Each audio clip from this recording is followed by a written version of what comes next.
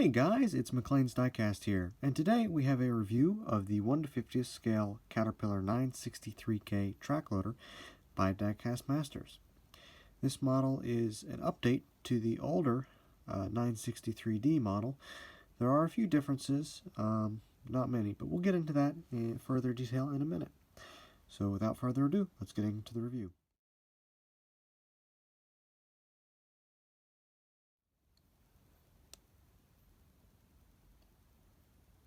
So we'll start off with the functionality like always, and of course this model is based off of the 963D by Norscot, so you do still have the limited lift height on the loader arms, but you do have a nice curl back and dump on the bucket.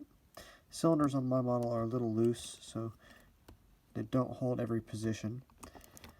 It has a nice curl back, and cut nice flat line on the ground, cut down as well.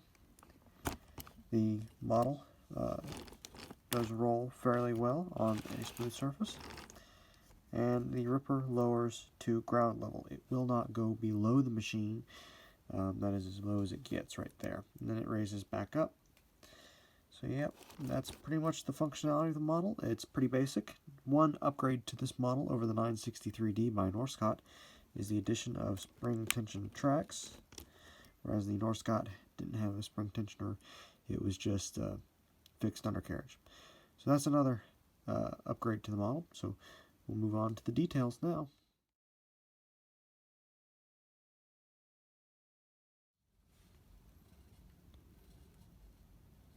To get started with the detail on this model, we'll take a look at the front bucket. You can see there are some side cutters with bolt details, along with some wear plate detail on the side of the bucket. You can see there's a step on the side of the boom here. It has some nice anti-slip texture.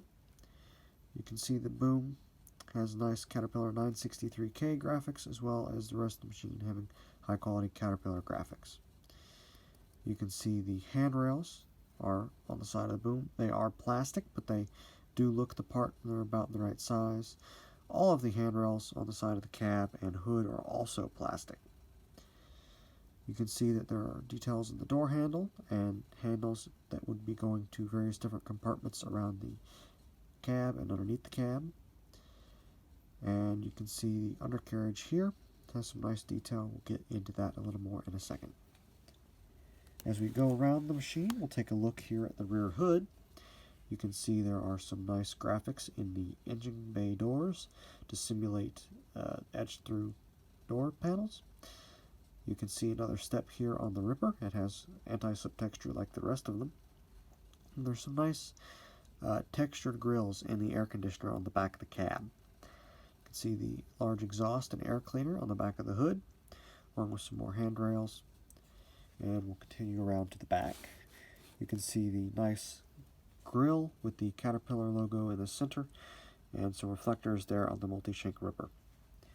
Continuing on around, this side pretty much the same. There is no step on this ripper, and the engine compartment's pretty much the same. You do see Bob there, the Diecast Masters worker, inside the cab.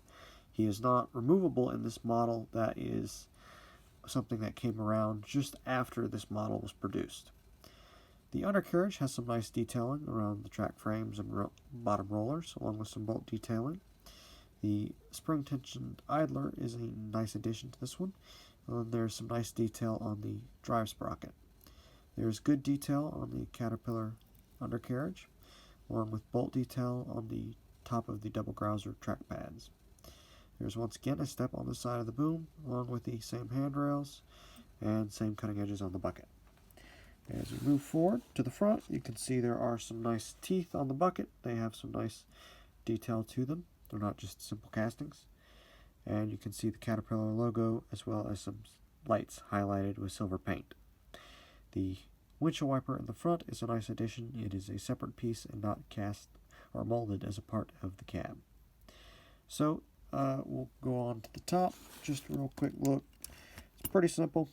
Nothing really to write home about up top, and the bottom has some nice details around the bottom pans and everything. So yeah, that's pretty much it for the detail. We'll get into the last section of the review, kind of go over the model, and so yeah.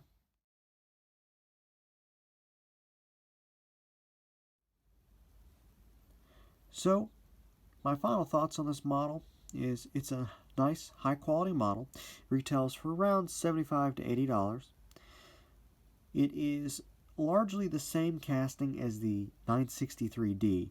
So unless you're particularly looking for the 963K, you can get pretty much the same model for a little bit less in the older production. Or if you already have 963D and you weren't sure about getting this model, it is very similar, the same. The only main differences I can find is the new bucket.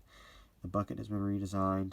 The rear engine compartment is completely different, and the spring tensioned idler. Those are pretty much the only differences that I have found in the model, of course, other than the worker and the cab, but you can still get that on the Diecast Masters version of the 963D, which may also have the spring tensioned idler. I do not know. I only have the Norscott version. So it is a nice model. It is, in my opinion, worth the price, and I'm happy with the model. My particular one, of course. With a lot of my models, it will not be staying stock, so stay tuned to see what kind of modifications I have planned for this model.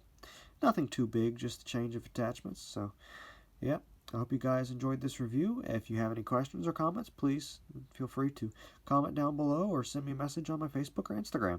Thanks, guys. Have a good day.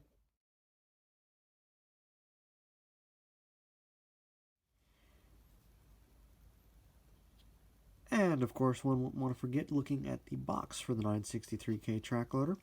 It is the standard Diecast Masters 10 box. You have the normal stuff, cat logo, picture of the model, item number 85572, name of what it is, picture of the real machine up top, along with the scale and the item number.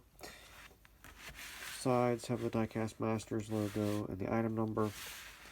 And the back has another picture of the real machine, along with some specifications and such of the machine. And then the bottom has just the general information, not suitable for anyone under 814, in several different languages, and information about Diecast Masters. So yeah, that's pretty much the box. Pretty simple. Of course, it comes wrapped in the little foam kind of wrapper inside of a white cardboard box. So yeah.